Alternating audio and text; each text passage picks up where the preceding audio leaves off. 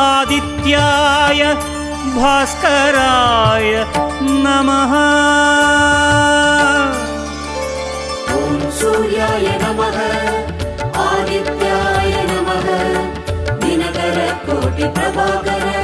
ॐ सूर्याय नमः ॐ सूर्याय नमः आदित्याय नमः दिनकर कोटि प्रभाकर। ॐ सूर्याय नमः।